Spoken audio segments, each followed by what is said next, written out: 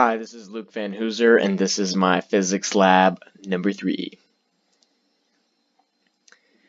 So in this lab, the distance dependence of the magnetic field of a bar magnet was measured by observing its magnetic field on a phone at different distances.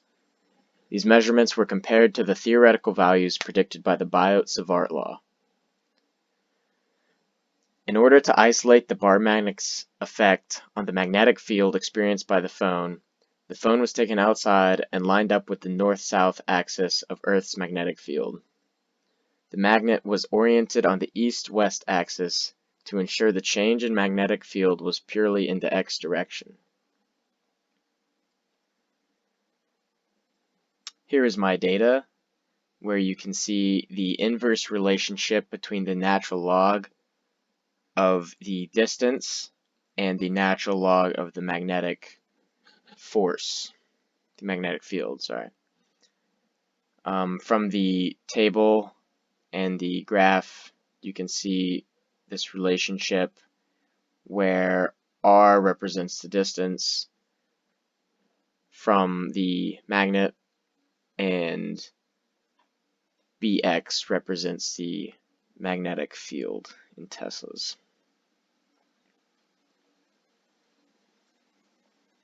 So here's the code in which lines 24 through 27, the constants observed from the experiment were written in, including n, which represents the slope of the line of the best fit from the graph, and k, which represents the y-intercept from the line of best fit.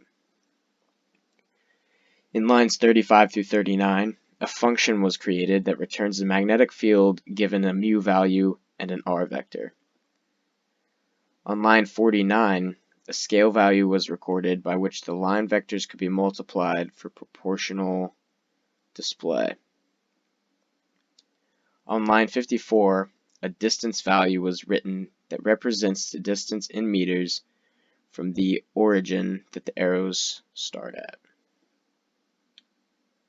In lines 59 through 64, vectors were written in that represent the observation locations around the magnet. In lines 70 through 100,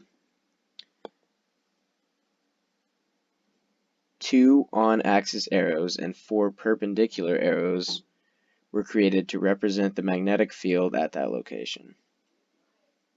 In lines 115 through 122, an observation location 45 degrees between the axes was made and the magnetic field represented at that location, the magnetic force. Here's what the display looks like.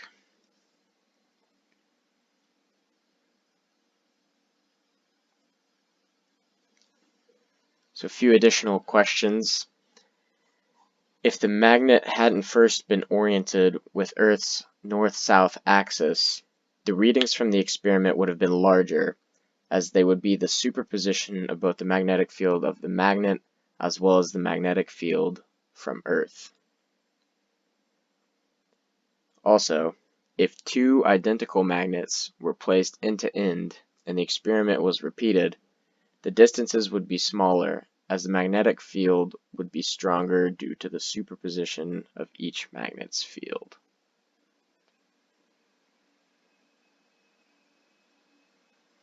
And that is the end of my Physics 3 lab.